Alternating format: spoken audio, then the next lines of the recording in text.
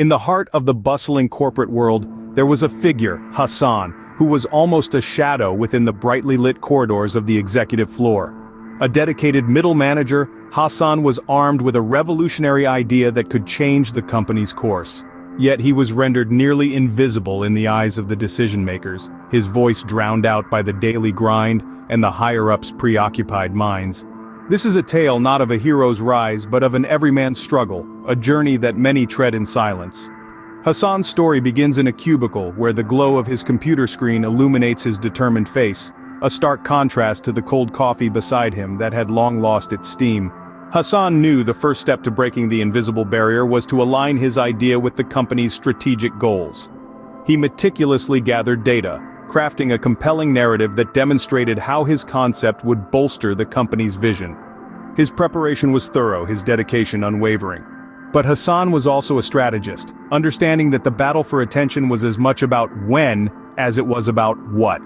He seized the moment when the executives were riding the high of a recent success, their minds open to possibilities.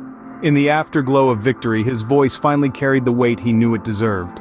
The company, like any other, was not without its threats, looming challenges that lurked on the horizon.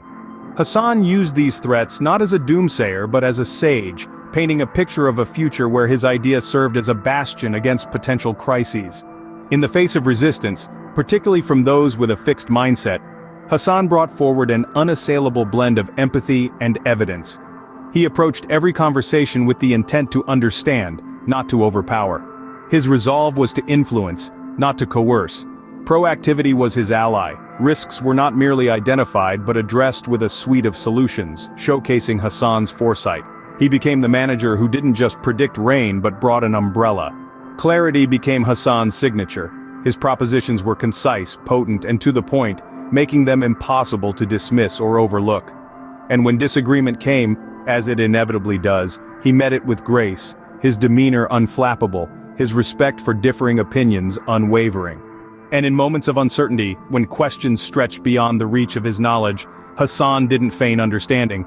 Instead, he embraced the integrity of honesty, committed to finding answers and returning with them in hand. Through his story, Hasan teaches us that influence is not bestowed but earned, and leadership is not a title but an action. It's a reminder of the timeless words of Plato: "The measure of a man is what he does with power." In the corridors of influence, Hasan's journey shows us that even those not seated at the head of the table can steer the course.